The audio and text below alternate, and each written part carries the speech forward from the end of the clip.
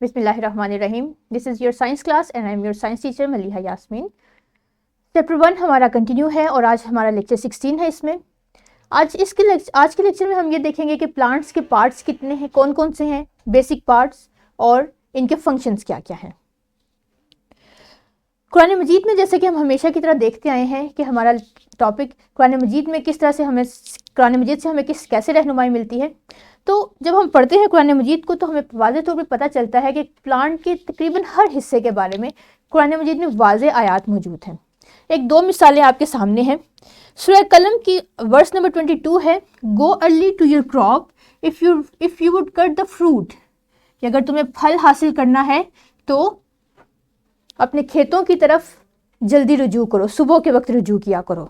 इसका क्या मतलब है कि हमें एक तो दो चीज़ें हैं यहाँ पे। फ्रूट का मतलब यहाँ पे वो फ्रूट है जो हम इस्तेमाल करते हैं, जिसके लिए हमने फसल उगाई है, या वो टारगेट है जो हम किसी भी काम के लिए मुकर्रर करते हैं।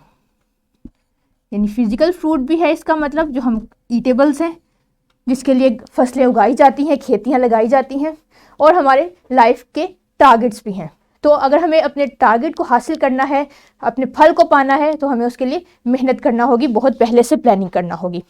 एक दूसरी आयत है सूरह वाक़िया में, इसकी वर्स नंबर 63 है, so what is your opinion regarding you so, कि जब तुम बीज बोते हो तो तुम्हारा क्या ख्याल है, वो कैसे उगता है, वो कैसे ज़मीन से फूटता है और उसमें एक तनावर दरख्त बन जाता है या एक तनावर पौधा बन जाता है। तो इसमें अल्लाह ताला ने सो से मुराद सीड पे जोर दिया है कि जब बीज बोया जाता है तो वो कैसे उगता है, जर्मिनेशन उसकी कैसे होती है।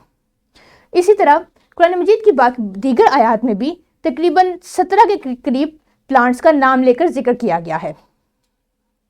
इसके अलावा प्लांट्स के दीगर हिस्सों जैसे कि फूल, तना, जड़, इसके बारे में भी हमें वो बहुत सी वाज़ेह हदायत मिलती हैं। हमारा काम यह है कि हम उस पर गौर व फिक्र करें, तदब्बुर करें और इस पर अमल करने की कोशिश करें। चलिए स्टार्ट करते हैं हमारा लेसन। सबसे पहले प्लांट का एक पार्ट है रूट। प्लांट्स के पार्ट्स को तो हम बहुत पहले से पढ़ चुके हैं। ग्रेड 2 में भी आपने प्लांट्स के पार्ट्स के बारे में पढ़ा था कि उसके कुछ बेसिक पार्ट्स हैं।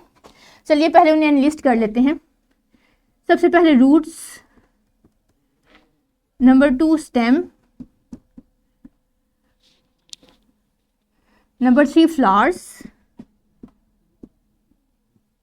देन फ्लावर्स से बनते हैं फ्रूट, और फ्रूट के अंदर मौजूद होते हैं सीड्स। हम अपने आज के लेक्चर में भी इन तमाम प्लांट्स के पार्ट्स के बारे में एक एक करके पढ़ेंगे। आपकी टीचर से मैं रिक्वेस्ट करूंगी कि आपको अपने स्कूल के गार्डन में ले जाएं ताकि आप प्लांट्स के पार्ट्स को अच्छे से आइडेंटिफाई कर सकें और हर पार्ट को ऑब्जर्व कर सकें। तो हमारा पहला पार्ट है रूट्स। रूट्स जैसे कि आप सब जानते हैं, it grows below the ground. Underground grow करता है, ये लाइट से दूर ग्रो करता है, और इसका काम क्या है कि ये प्लांट को ज़मीन में जकड़े रखता है, उसे गिरने से बचाता है। सबसे पहला काम ये है रूट का, it anchor the plant into the soil या ग्राउंड। ज़मीन को, पौधे को मजबूती फराहम करने के बाद रूट्स पौधे के लिए पानी भी एब्जॉर्ब करती हैं। ये आप इस पिक्चर में देख सकते हैं, ये मेन रूट है जिसे प्राइमरी रूट कहा जाता है, और इस प्राइमरी रूट से मुख्तलिफ ब्रांचेस निकलती हैं। इन ब्रांचेस को चूंकि ये प्राइमरी रूट से निकली हैं तो इन्हें सेकेंडरी रूट्स कहा जाता है। ये सेकेंडरी रूट्स पानी की तलाश में या पानी के लिए बहुत दूर तक ग्रो करती चली जाती हैं, जहां इन्हें पानी इजीली अवेलेबल होता है। इनका काम क्या है कि इन रूट्स के ऊपर छोटे छोटे से बिल्कुल टाइनी हेयर्स प्रेजेंट हैं, हेयर लाइक स्ट्रक्चर प्रेजेंट हैं, जिन्हें रूट हेयर कहा जाता है।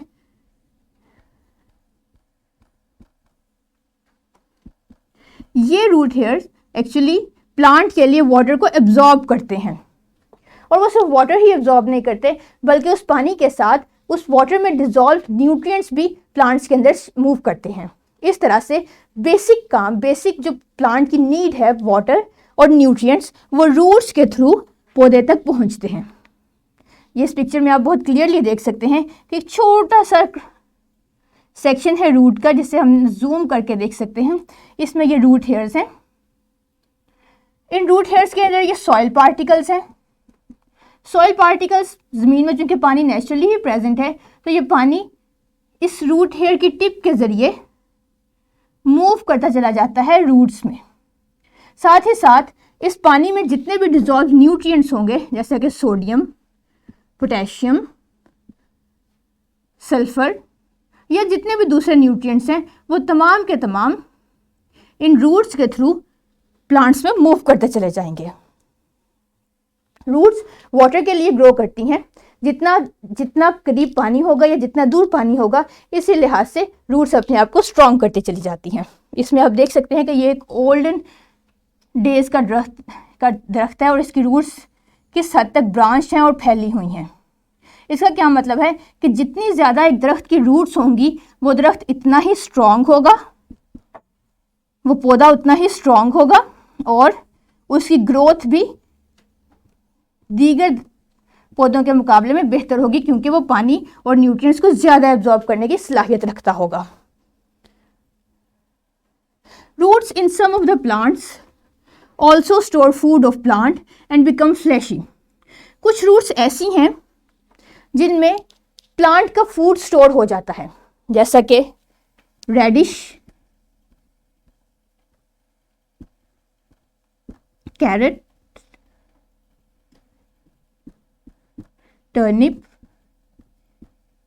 ये एक्चुअली फ्रूट नहीं है बल्कि प्लांट्स के रूट्स हैं, लेकिन इनमें स्टोर्ड फूड पाया जाता है, जिसकी वजह से वो एडिबल हो जाती हैं।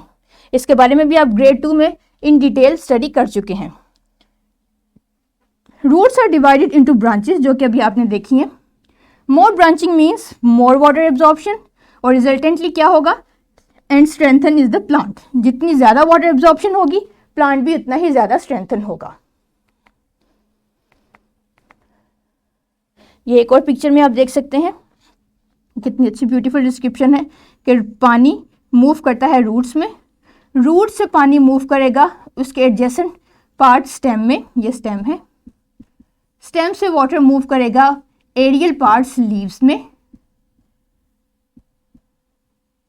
और अगर यहाँ पे फ्लावर्स प्रेजेंट हो तो फ्लावर्स में भी, और एक्स्ट्रा वाटर एयर में रिलीज कर दिया जाएगा। सो फूड प्रिपरेशन के लिए जो बेसिक एलिमेंट है वाटर, वो रूट्स के जरिए प्लांट्स को प्रोवाइड किया जाता है। Next comes the stem. Stem is the aerial part. Aerial mean it grows above the ground.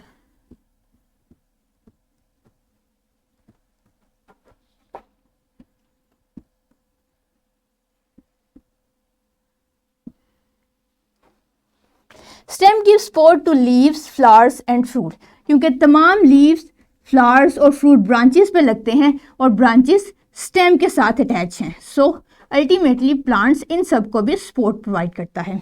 लेकिन इसके अलावा स्टेम का बेसिक पर्पस क्या है, ट्रांसपोर्टेशन का। स्टेम में दो तरह की ट्रांसपोर्टेशन होती है। एक ट्रांसपोर्टेशन है वाटर की और दूसरी ट्रांसपोर्टेशन है फूड की। वाटर की ट्रांसपोर्टेशन कहाँ से इनिशिएट होती है, रूट्स से, और फूड की ट्रांसपोर्टेशन लीव्स से। यानी अब स्टेम का काम क्या है कि रूट्स से वाटर लेकर बाकी तमाम दीगर पार्ट्स की तरफ लेके जाना, और लीव्स में जो फूड प्रिपेयर होगा उसे दूसरे पार्ट्स की तरफ लेके जाना। यानी वाटर की ट्रांसपोर्टेशन भी स्टेम करता है और फूड की ट्रांसपोर्टेशन भी करता है। कैसे, देखते हैं। इसमें स्पेशलाइज्ड वेसल्स मौजूद हैं, वाटर के लिए भी, जिसे जाइलम कहते हैं, और फूड के लिए भी, जिन्हें फ्लोएम कहते हैं। आप जानते हैं कि प्लांट का फूड लीव्स में प्रिपेयर होता है, तो जो भी फूड प्रिपेयर होगा अल्टीमेट बाकी के पार्ट्स को भी उसकी ज़रूरत है। तो लीव से फूड स्टेम के थ्रू रूट्स तक, रूट टिप तक ट्रांसफ़र की जाती है थ्रू स्टेम, और स्टेम में बाकायदा इसके लिए चैनल्स बने होते हैं। जब आप हायर ग्रेड्स में जाएंगे तो आप इसके बारे में इन डिटेल स्टडी करेंगे। Next comes the leaves. Leaves आप सब जानते हैं ग्रीन कलर के हैं, प्लांट्स के लिए फूड प्रिपेयर करते हैं, यही इनका बेसिक पर्पस है। फोटोसिंथेसिस लीव्स में ही होती है। ग्रीन कलर के होते हैं, और ग्रीन कलर में होने की वजह क्या है कि इनमें क्लोरोफिल प्रेजेंट है।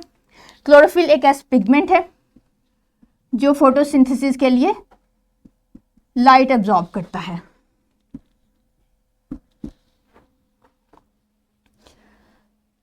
अब लीफ का स्ट्रक्चर अगर आप गौर से देखें तो इसमें आपको बहुत सी स्मॉल वेन्स दिखाई देंगी। थ्रेड लाइक स्ट्रक्चर्स आपको लीव्स में एक नेटवर्क की तरह फैले हुए दिखाई देंगे।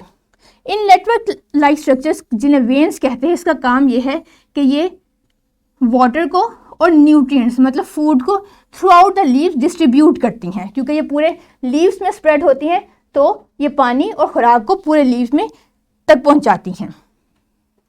इसके अलावा लीफ का दूसरा फंक्शन ये है कि एक्स्ट्रा वाटर लीव्स के थ्रू लीव्स में से रिलीज हो जाता है ट्रांसपायरेशन के ज़रिए। अब रिलीज कैसे होता है कि लीव्स की जो बॉटम है, लोअर सरफेस है, इस पे टाइनी स्ट्रक्चर्स बने होते हैं जिन्हें स्टोमेटा कहा जाता है। इस शेप के, बीन शेप के ये टाइनी स्ट्रक्चर्स एक रेगुलर पीरियड में ओपन और क्लोज होते हैं, और जब ये ओपन होते हैं तो गैशियस एक्सचेंज और वाटर का एक्सचेंज इन स्टोमेटा के थ्रू होता है। यहाँ पे आप डिटेल से देख सकते हैं कि ये जो नेटवर्क लाइक स्ट्रक्चर है वेन्स का, ये वेन्स एक्चुअली चैनल्स हैं फूड ट्रांसपोर्टेशन के लिए और वाटर ट्रांसपोर्टेशन के लिए। एक मेन मिडरिब है, इस मिडरिब से तमाम वेन्स अराइज होती हैं, और इसके लोअर सरफेस पे ये आपको छोटे छोटे से होल्स दिखाई दे रहे हैं। ये होल्स एक्चुअली में स्टोमेटा हैं जिनके थ्रू एक्स्ट्रा वाटर रिलीज होता है और गैशियस एक्सचेंज होता है, यानी कार्बन डाइऑक्साइड लीफ में आती और ऑक्सीजन रिलीफ से बाहर जाती है।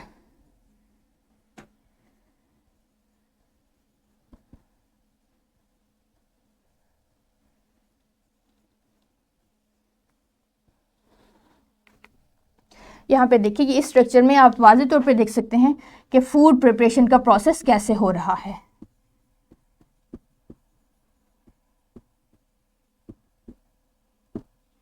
ये चैनल्स, ये इनकी वेन्स हैं। इस वेन्स के थ्रू वाटर की मूवमेंट होगी और फूड की मूवमेंट होगी। ये स्टोमेटास हैं। इन स्टोमेटा के थ्रू कार्बन डाइऑक्साइड और वाटर की मूवमेंट लीव के अंदर और बाहर होगी। और ये जो स्पेशलाइज्ड सेल हैं जिन्हें क्लोरोफिल कहते हैं और ये क्लोरोप्लास्ट में प्रेजेंट होते हैं, ये लाइट एनर्जी को ट्रैप करेंगे और फोटोसिंथेसिस का काम करेंगे। ये तो था लीफ के बारे में। अब है फ्लावर्स। फ्लावर्स आप सब जानते हैं कलरफुल पार्ट हैं, बहुत खूबसूरत होते हैं। कुछ फ्लावर्स की फ्रेग्रेंस भी होती है जैसा कि रोज़। अब फ्लावर सिर्फ एक यूनिटी, एक एंटिटी नहीं है, बल्कि इससे कुछ पार्ट्स होते हैं। 4 मेजर पार्ट्स हैं फ्लावर के: सेपल्स, पेटल्स, स्टेमन और कार्पल। ये 4 मेजर पार्ट से फ्लावर मिलकर बनता है। सेपल्स इसके आउटर, फ्लावर के बाहर जो फ्लोरल बड है इसे सेपल्स कहते हैं। इसका काम फ्लावर को प्रोटेक्ट करना है, इनर पार्ट्स को प्रोटेक्ट करना है। पेटल्स कलरफुल होती हैं, इनके कलर और फ्रेग्रेंस की वजह से ये इंसेक्ट्स को और दूसरे एनिमल्स को अट्रैक्ट करती हैं। जब दूसरे एनिमल्स और इंसेक्ट्स इन फ्लावर्स पे आते हैं तो यहाँ से पोलन लेते हैं और इनके सीड डिस्पर्सल के लिए काम करते हैं।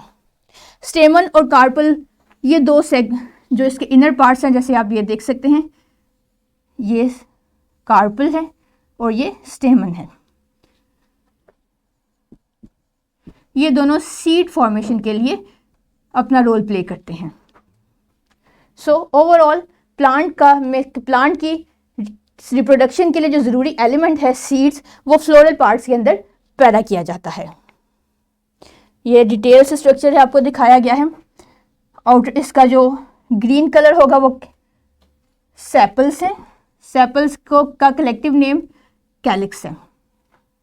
आउटर वर्ल्ड इनका कलरफुल पार्ट पेटल्स और इनके वर्ल्ड को क्रोला कहा जाता है। These are stamen and this is carpel. So dear students, आप कोई भी फ्लावर लें, उसको डाइसेक्ट करें, मैग्नीफाइंग ग्लास की मदद से उसके इनर पार्ट्स देखें और उनको आइडेंटिफाई करने की कोशिश करें कि जो पार्ट आप देख रहे हैं वो एक्चुअली में क्या है। इसके बाद आते हैं सीड्स। फ्लावर्स के अंदर जैसे कि हमने देखा सीड्स बनते हैं। ये सीड्स इस कार्पल के अंदर इसकी ओवरी में तश्कील पाते हैं।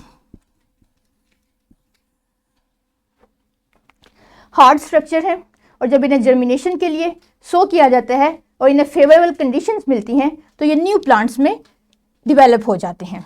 Most of the seeds are enclosed in fruit, beans, ये आपको ये बीन सीड है, पी सीड है।